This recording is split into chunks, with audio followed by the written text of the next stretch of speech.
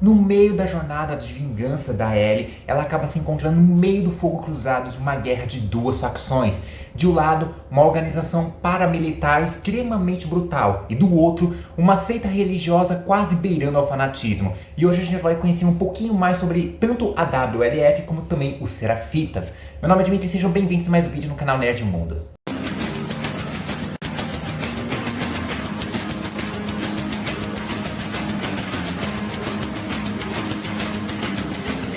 Olá, olá e olá, como vão vocês? Tudo bem?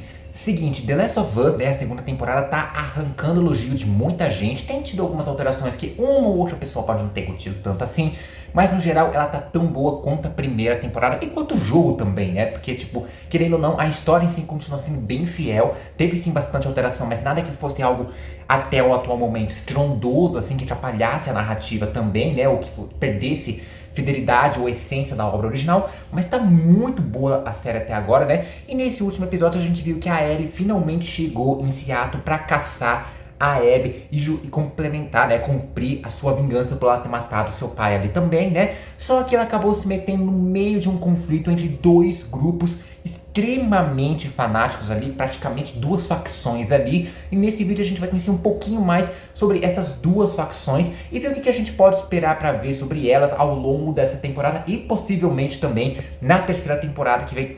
Mexeu a câmera? Deixa quieto.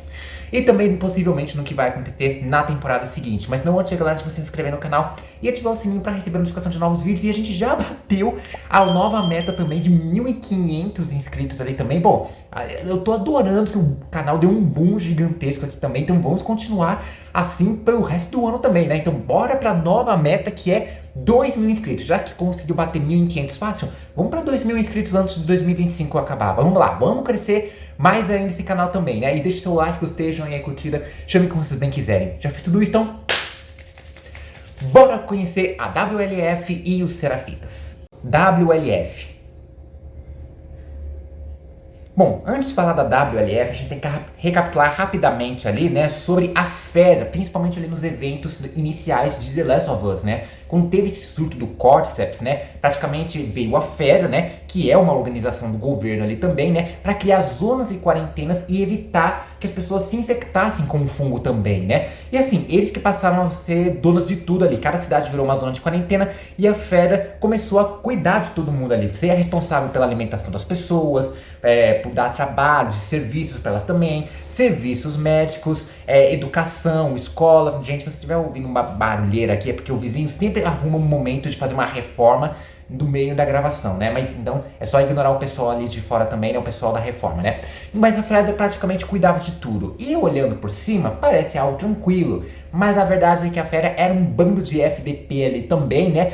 Tipo, as zonas de quarentena eram praticamente áreas de lei marcial, era praticamente várias ditaduras ali que a Fera estava tendo com as pessoas. E quando começou a faltar recursos, eles começaram a fazer racionamentos de recursos ali, ficaram muito mais impacientes, ficaram muito mais violentos do que eles já eram também. E quando se tem uma espécie de regime opressor ali no comando, né, sempre vai ter alguém que vai querer derrubar esse regime. Vamos criar ordens de resistência ali também, né? Várias delas acabaram fracassando. Só que em Seattle surgiu uma que estava dando bastante trabalho para a Fera, que era o Fronte de Libertação de Washington. Na dublagem da série, eles traduziram como Washington Libertadores do Futuro, ou alguma coisa assim do tipo.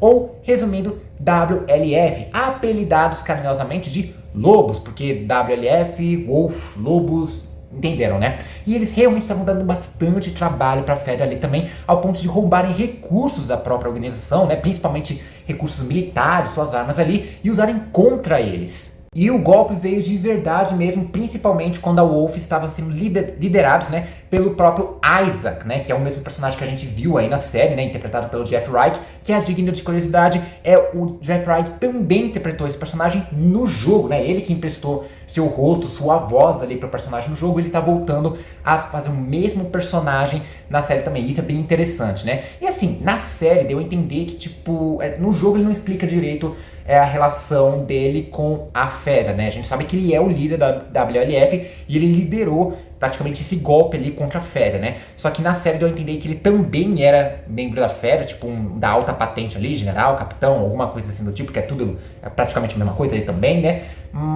ou talvez ele pudesse ser alguém dos lobos, né, infiltrados na fera, né? Eu acho que seria mais a primeira opção, né? Mas de um jeito ou de outro, ele tinha realmente mais participação dentro da fera, ou seja, dava vantagem para os lobos derrubarem a organização, já que tinha alguém que conhecia eles de dentro para fora. Sendo assim, em Seattle, né, a fera caiu e a WLF assumiu o comando ali também. Eles pegaram um estádio gigante de futebol que eles tinham também e praticamente transformaram sua sede. Eles tinham muito mais pessoas participando ali do que a fera tinha. Eles tinham muito mais recursos. Eles tinham uma academia própria ali também, né, também tipo, para que todo mundo treinasse. E eles faziam treinamentos rigorosos, treinamentos físicos ali, por isso que a Abby no jogo é bombada daquele jeito também, né? Então, tipo, eles eram praticamente uma grande organização, muito mais militar do que a própria Fedra era. Então, beleza, eles conseguiram se libertar de um regime opressor e agora estava todo mundo livre, né? Então, não era bem assim também, né? Porque, como eu falei, eles eram muito mais militarizados do que a Fedra e muito mais rigorosos também, até de certa forma, e até mais brutos.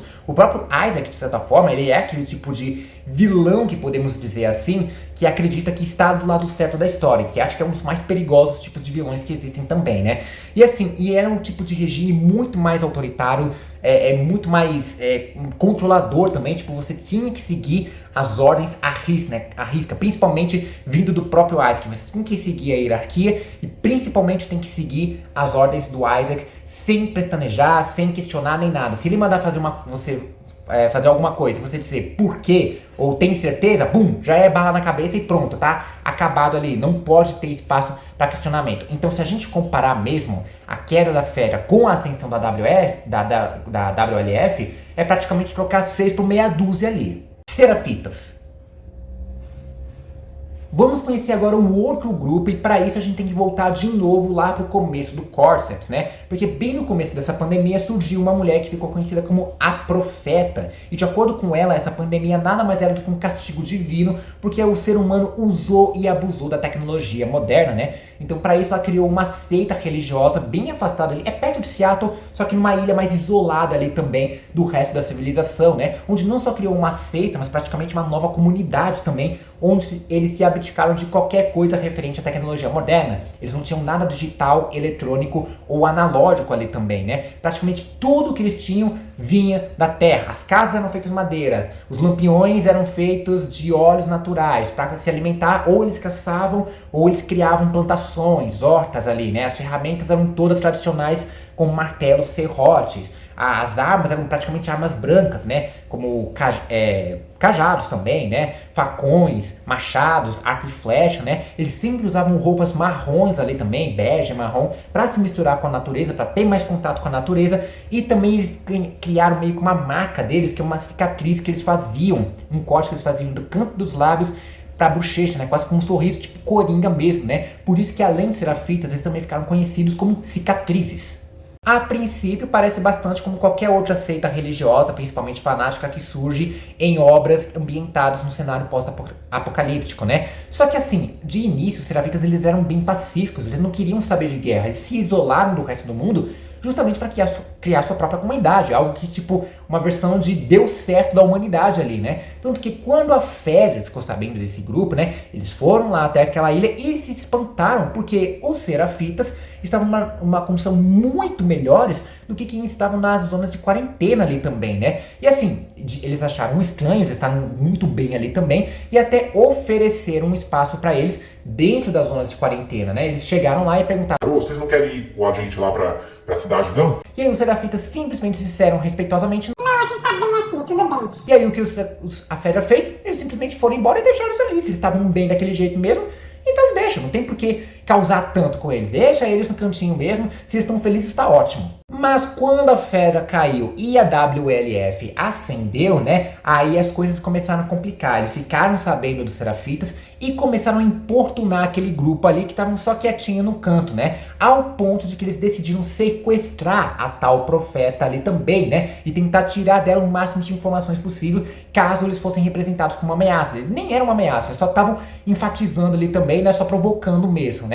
Só que a Profeta tinha uma boa lábia ali também, né? Ela era tipo quase uma nova extensão de iluminação ali também, né? Que ela convenceu muitos soldados da WLF a largarem aquela organização e viverem com os Serafitas, inclusive. E quando o Isaac ficou sabendo disso, ele foi lá e meteu bala na cabeça dela também, né? Ele cortou o mal pela raiz, né? Quando os Serafitas ficaram sabendo disso, eles se revoltaram completamente. Eles deixaram de ser aquela comunidade pacífica que eram no início e se tornaram extremamente brutais e violentos, não só com a WLF, mas com qualquer outro estrangeiro e principalmente com eles mesmos, né? Eles criaram aqueles métodos de execução como quem assistiu a série viu, né? Enforcando a pessoa e abrindo ali as entranhas, deixando que as tripas ficassem escorrendo ali também, né? Sem contar que várias penalidades que algum Serafita podia causar, tipo alguma desobediência ou quebramento de regra ou alguma coisa assim do tipo, eles tinham penalidades muito severas, né? Ou eles quebravam, arrancavam a asa do Serafita, porque eles tinham essa ideia de todos eles serem como pássaros também, tendo suas asas, e no caso,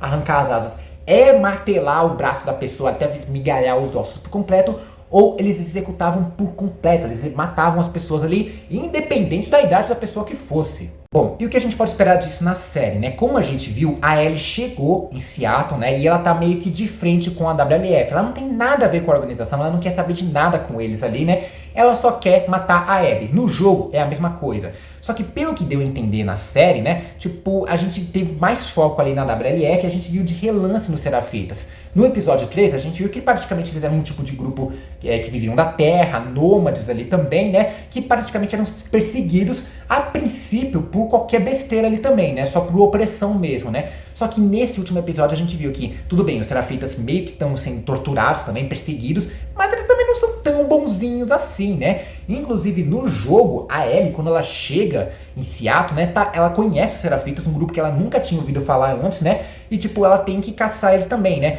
No jogo é a mesma coisa, o foco é atrás da Abby, só que a Abby é da WLF, e a WLF tá numa guerra contra os Serafitas, então a Ellie se tornou, né, no meio de um conflito que ela meio que tem que se virar agora para concluir a sua jornada, né? Um monte de empecilhos no caminho, porque ela chegou bem no momento crucial, onde a guerra está mais elevada entre as duas facções. Ela está caminhando bem no meio do fogo cruzado. É tipo, por exemplo, você entrar bem no meio de uma discussão de um monte de apoiador do Bolsonaro e de um monte de apoiador do Lula ali também, né? Tipo, você se meter nesse fogo cruzado ali. Pelo que dá a entender, se eu não estiver enganado, eu acho que vão ter mais 3 episódios dessa temporada, né? E pelo que tá acontecendo ali, provavelmente vai acontecer aquilo que eu teorizei um pouco antes, né, em alguns vídeos atrás, que eu vou deixar no card separado aqui, né? Que basicamente eles vão contar essa temporada na trajetória inicial da Ellie ali, né? E eles vão cortar bem no momento que no jogo a gente passaria a controlar a Abby, né? Então possivelmente a terceira temporada vai começar justamente com a Abby ali naquela fase em que a gente joga com ela, né?